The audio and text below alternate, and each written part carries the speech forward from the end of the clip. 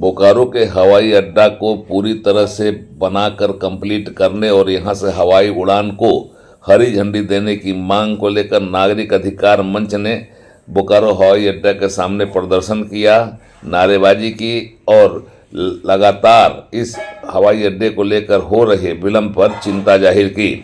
नागरिक अधिकार मंच ने साफ साफ कहा है कि लगातार तारीख पर तारीख दिया जाना 5.5 साल से यहाँ के लोग देख रहे हैं और अब यहाँ के लोग हवाई उड़ान को अपने सपना को साकार करने के लिए हर कदम उठाने को तैयार हैं, चाहे इसके लिए उन्हें जिस तरह के आंदोलन पर जाना पड़े।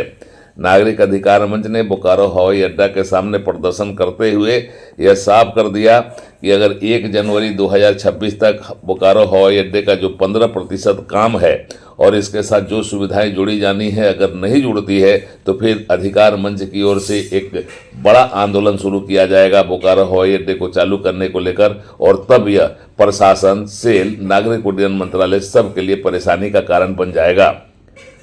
बोकारो हवाई अड्डा के सामने नागरिक अधिकार मंच ने प्रदर्शन करते हुए यह भी कहा कि 5.5 साल से यह हवाई अड्डा बन रहा है और अब तो रनवे का रिपेयरिंग का काम भी शुरू कर दिया गया है। हवाई अड्डा बनने के पहले ही रिपेयरिंग का काम शुरू होना, हवाई अड्डा चालू होने के पहले ही फिर से उसी काम को चालू करना, यह सब सरकार के कोष का दुरुपयोग है, आम नागरिक से जो लिया गया पैसा है उसका दुरुपयोग है।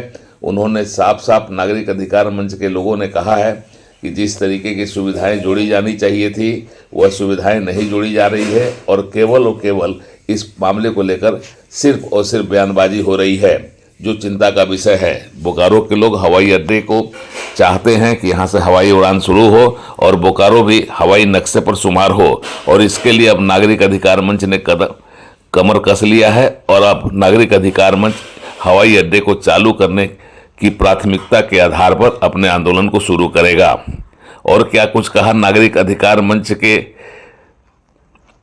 नेता ने, आइए सुनिए आप भी। शशि भूषण ओझा मुकुल जो नागरिक अधिकार मंच के पदाधिकारी हैं, उन्होंने प्रेस को क्या बयान दिया। कई वर्षों से, लगभग 5 वर्षों से यह एयरपोर्ट करीब 85% बनकर तैयार है। यहाँ के पदाधिकारी कहते हैं कि 15% केवल काम बचा हुआ रह गया। अरे भाई, यह तो 15% आज 5 साल से बचा हुआ है। यह 15% 5 साल से क्यों नहीं हुआ? क्यों नहीं 2 एम्बुलेंस खरीदी गई? क्या 5 साल में खरीदने के लिए समय नहीं मिला? एक फायर टेंडर आकर पड़ा हुआ है वर्षों से, वह खराब हो रहा है। दूसरा फायर टेंडर जो है वह खरीदा नहीं गया। क्या इसके लिए और 5 साल चाहिए?